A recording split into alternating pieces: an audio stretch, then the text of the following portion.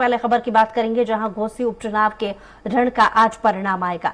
मतगणना जारी है। 5 सितंबर को मतदान में 4 लाख से अधिक वोटरों में से लगभग 50% ने मतदान किया था। बीजेपी के दारा सिंह चौहान और सपा के सुधाकर सिंह के बीच में मुकाबला होने से उपचुनाव रोमांचक रहा।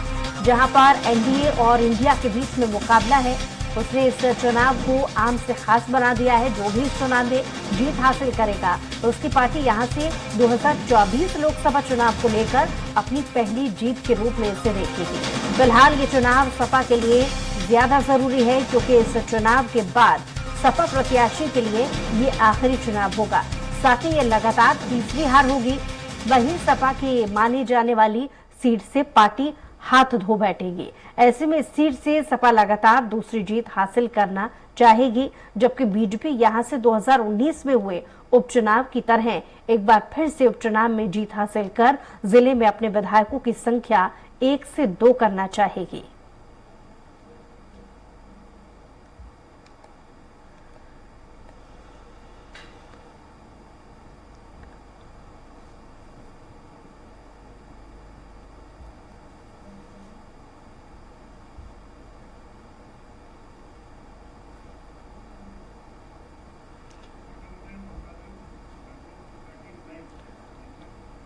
और ज्यादा जानकारी के साथ उत्तर प्रदेश संपादक राघवेंद्र तिवारी जी हमारे साथ लाइव जुड़ गए हैं।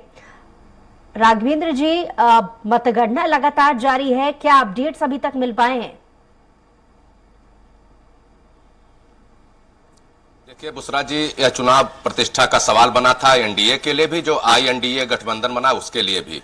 हालांकि दारा सिंह चौहान भारतीय जनता पार्टी के प्रत्याशी हैं। जब पिछला विधानसभा चुनाव हुआ था तो समाजवादी पार्टी के टिकट पर चुनाव जीते थे, लेकिन कुछ महीने पहले उन्होंने इस्तीफा देकर भाजपा ज्वाइन कर ली थी। तो यह चुनाव एक तरह से उत्तर प्रदेश में संकेत बना हुआ है। और जहां तक रही पहली रुझान की, तो अभी समाजवादी की पार्टी के प्रत्याशी सुधाकर सिंह उनसे लगभग 2000 वोटों से आगे हो गए हैं और दारा सिंह चौहान 2000 वोटों से पीछे चल रहे हैं। हालांकि अभी प्रथम चरण की गणना चल रही है और यह गणना 32 चरणों में होनी है। देखना होगा किस प्रत्याशी के सर पे क्या ताज पहनता है, कौन जीतता है, कौन हारता है। लेकिन सबसे बड़ी बात है कि जिस तरह से INDA गठबंधन बना है, उसके बाद से उत्तर प्रदेश में यह पहला चुनाव है जिसमें एनडीए की और INDA की दोनों की सख्त परीक्षण होने जा रही है। हालांकि इस बहुजन समाज पार्टी किसी भी गठबंधन में शामिल नहीं है, उन्होंने अपना प्रत्याशी भी नहीं उतारा था। इसका भी फायदा दोनों दल उठाने की लगातार कोशिश कर रहे हैं कि दलित वोटों में सेधमारी की जाए और दोनों लोग, अब देखना होगा कितने दलित वोट किसके पक्ष में गए हैं। और सबसे बड़ी बात, कांग्रेस ने भी उम्मीदवार नहीं उतारा। समाजवादी पार्टी जो सुधाकर सिंह उम्मीदवार हैं, उनको समर्थन दिया था। और ओम प्रकाश राजभर जो कल कुछ महीने पहले तक समाजवादी पार्टी के साथ थे, आज भारतीय जनता पार्टी के साथ है। तो कहीं न कहीं समाजवादी पार्टी का एक खेमा टूट के भाजपा के साथ गया। लेकिन अब देखना होगा कि जो खेमा टूट कर गया, ओम प्रकाश राजभर है, दारा सिंह चौहान है, ये लोग वह सीट जीत पाते या नहीं जीत पाते हैं। क्योंकि उसी सीट पे अभी 1 साल पहले जब चुनाव हुआ था तो दारा सिंह चौहान जीते थे। अगर जनता की नाराजगी नहीं हुई होगी, दल बदल का आरोप नहीं लगा होगा, तो दारा चौहान जीत सकते हैं। नहीं अगर दल बदल के आरोप में जनता ने मूड बनाया होगा तो सुधाकर सिंह चुनाव जीत सकते हैं। और सबसे बड़ी बात बुसरा जी, इस चुनाव में नोटा वोट है वह बहुत संख्या में है। अभी तक लगभग 119 वोट नोटा के गिने जा चुके हैं। तो इससे साफ होता है कि कहीं न कहीं क्षेत्र की जनता इन लोगों से नाराज है, बार बार के चुनाव से नाराज है, बार बार दल बदल से नाराज है। लेकिन देखना यह होगा कि परिणाम किसके पक्ष में जाता है। लेकिन जो शुरुआती रुझान है उसमें अभी समाजवादी पार्टी के प्रत्याशी सुधाकर सिंह आगे हैं। और सबसे बड़ी बात, इतनी पुख्त व्यवस्था की गई है सुरक्षा की। 1000 से अधिक CISF और उत्तर प्रदेश पुलिस और PSC के जवान लगाए गए हैं। मतदान केंद्रों पर जनगणना एजेंटों के अलावा किसी को प्रवेश नहीं दिया जा रहा है। यहां तक कि मीडिया कर्मियों को 100 मीटर दूर एक स्थल बनाया गया जहां पे CCTV कैमरा लगा दिया गया है। वहां पे चुनाव का अपडेट दिया जा रहा है।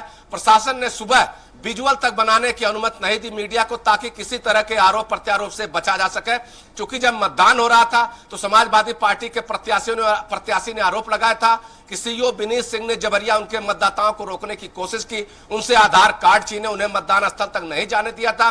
तो इन सब आरोपों को देखते हुए आयोग लगातार निगरानी कर रहा है और किसी भी बाहरी व्यक्ति को परिसर में जाने की अनुमति नहीं दी गई है। जी बुसरा जी। बिल्कुल सही बात आपने यहाँ पर की राघवेंद्र जी।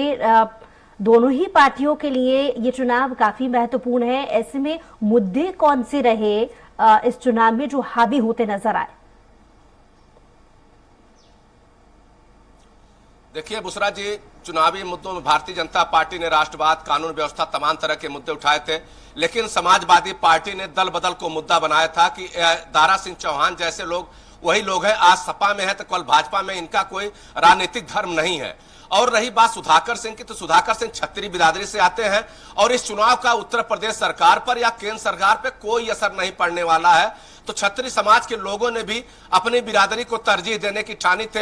हालांकि विकास के मुद्दे पे चुनाव शुरू हुआ था, लेकिन जातीय मुद्दे पे आके ठहर गया। और जिस तरह से दल बदल सभी लोगों ने किया है, उस दल बदल का खामियाजा भी कहीं न कहीं इन लोगों को भुगतना पड़ेगा, चाहे वो दारा सिंह चौहान है, चाहे ओम प्रकाश राजभर हो। ओम प्रकाश राजभर भारतीय समाज पार्टी के नेता हैं और राजभर बिरादरी के वोटों को एक तरह से बड़े नेता माने जाते, जो जहां कहते थे वहीं वोट पड़ता था। लेकिन इस चुनाव में उनका भी जो दावा था कहीं न कहीं एक तरह से मिथ्या साबित होने जा रहा था, क्योंकि राजभर वोट भी बढ़ते नजर आए थे। इनके बार बार दल बदलने से, निष्ठा बदलने से लोग आहत थे। अब देखना होगा कि दल बदल मुद्दा काम आता है या भारतीय जनता पार्टी का जो विकास का एजेंडा है वह काम आता है। वोटों की गिनती शुरू हो गई है। शुरुआती रुझान में समाजवादी पार्टी आगे जरूर है, लेकिन अभी बहुत वोटों की गिनती होनी है।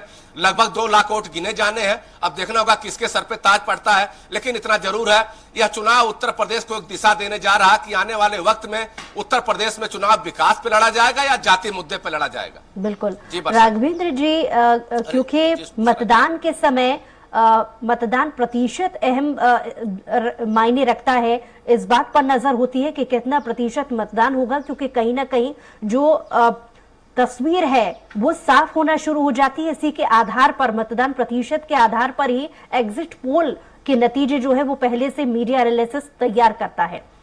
दिशा कहां देखते हैं? 50% क्योंकि मतदान हुआ था। देखिए बुसरा जी, मतदान में लोगों ने रुचि नहीं दिखाई। देखिए लगभग 50% मतदान जरूर हुआ था, लेकिन जिस तरह से चुनाव था, अगर 50% से ऊपर होता तो माना था जनता ने रुचि दिखाई। उसमें उसके बाद से अगर नोटा पे वोट पड़ रहे हैं तो जनता की नाराजगी साफ दिख रही है दोनों दलों के नेताओं से।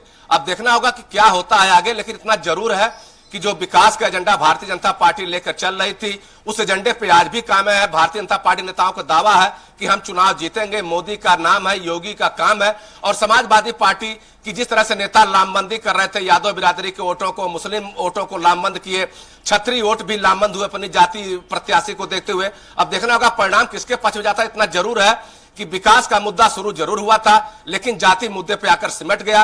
मतदान प्रतिशत बताता कि 50% से अगर कम मतदान होता है तो आधे से अधिक लोग उसमें इसका मतलब रुचि नहीं रखते हैं। और यही परिणाम रहा कि लगभग 2 लाख वोट पड़े हैं, जबकि 4 लाख की विधानसभा है। तो इससे साफ हो जाता है कि लोगों की बहुत रुचि नहीं रही। जब वोट परसेंटेज कम होता है तब भारतीय जनता पार्टी को नुकसान उठाना पड़ा है, चाहे वो कल्याण सिंह के समय में रहा हो, चाहे राजनाथ सिंह के समय में रहा हो। वोट परसेंटेज अगर 60% से ऊपर जाता है तो भारतीय जनता पार्टी को फायदा मिलता है, क्योंकि सवर्ण वोट अगर घर से निकलते हैं तो वोट परसेंटेज बढ़ता है। जो पिछड़ी जातियों के लोग हैं, जो SC समुदाय के लोग हैं, ये अपना वोट डालते हैं, मुस्लिम समुदाय को भी वोट डालते हैं। लेकिन जो सवर्ण जातियां, चाहे क्षत्रिय हो, ब्राह्मण हो, वैश्य हो या काय समाज के लोग हो, या थोड़ा सा वोट डालने से परहेज करते हैं जब उनकी कोई रुचि नहीं रहती है। इसका मतलब साफ हो गया है कि लोगों की रुचि उतनी नहीं रही जितनी होनी चाहिए थी। और निर्वाचन आयोग भी जनता में कोई नई अलख नहीं जगा पाया कि मतदान के लिए प्रेरित कर पाए।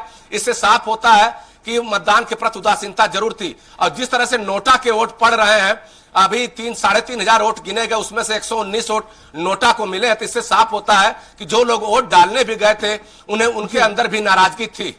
जी बुसरा जी। चलिए, बहुत शुक्रिया तमाम जानकारी के लिए राघवेंद्र जी।